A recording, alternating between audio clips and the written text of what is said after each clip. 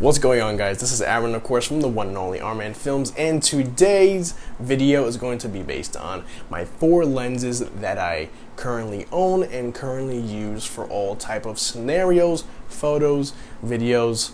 We're going to cover both sides and how I use them, and basically when I personally use them for the specific things I want to shoot. So let's just get right into it. Okay, so in my collection, we are going to go right into the Pancake Lens, or in other words, the 50mm. This lens is so, it's everywhere. People still buy it to this day, and it's probably the most overrated lens. Reasoning is that it has such clear imagery along with the glass that's inside of it.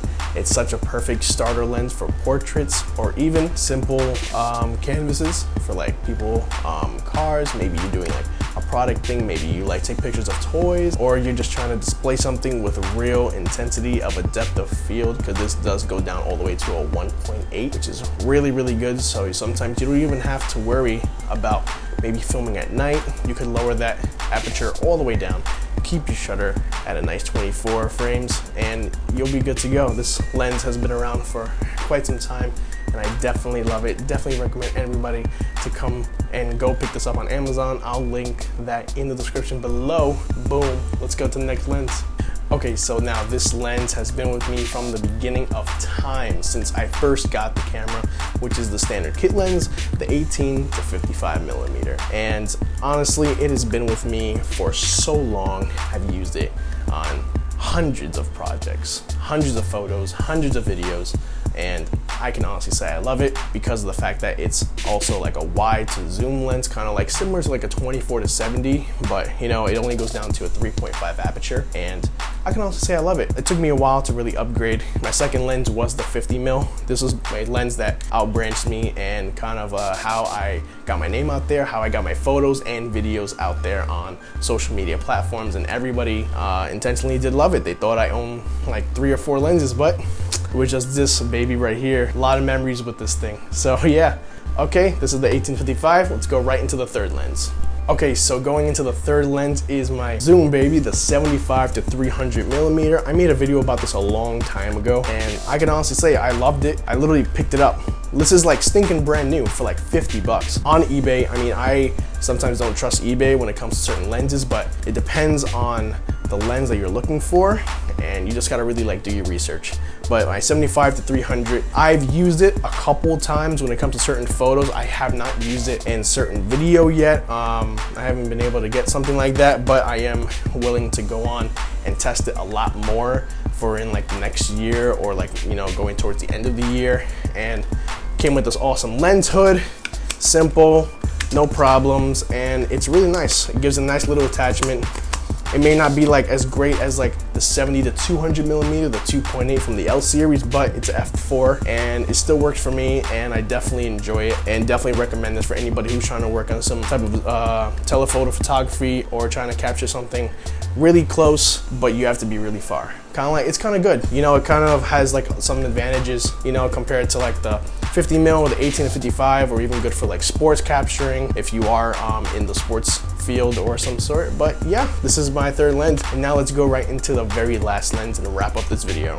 Okay, so the very last lens is what I am shooting on, which is my 10 to 18mm lens. This was the very last lens I've owned for right now. I think I'm going to stop on lenses for my Canon T5i before I do upgrade intentionally to maybe a little more L series lenses, or even Sigma lenses that are truly I am a fan of, and working up to bigger and better filters like Polar Pros, or just any type of filter that we can work on the same lens and have the same body with the 4K and full frame. But I'll always say at the end of the day, your gear doesn't convey story, you do, and that's what I've always said. But the 10 to 20mm, 10 to 18, sorry, 10 to 18mm, I definitely recommend if you're trying to capture something and you're trying to catch the viewer's eye. If, let's just say for example, there's a lot of things in the image and you definitely want them to see all of it. You don't want them to just see one certain thing. Considering that this is one of the baseline wide angle lenses, the 10 to 18, it goes all the way down only to an f4, just like the 75 to 200, 75. I'm forgetting, wait. 75 to 300. Sorry, I totally forgot about that in the moment. But yeah, you can never use it like on a lot of stuff, you know, depending on what you're shooting on, like I said, in the field that you are shooting as well. Just know your right angles, know your right lengths, distances, all of your millimeter lenses, and just know your distances of when you are trying to shoot whatever you are shooting. Birthday parties, weddings, you name it, you know, just do your studying.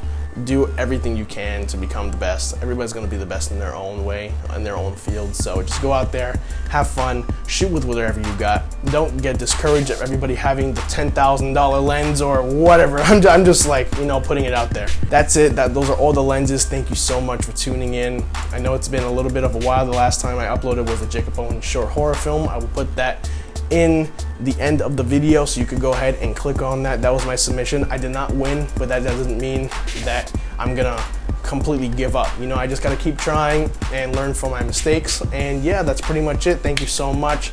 This is Aaron, of course, from My Man Films. Thank you for tuning in. Check out my Instagram and like, favorite, subscribe. Good night.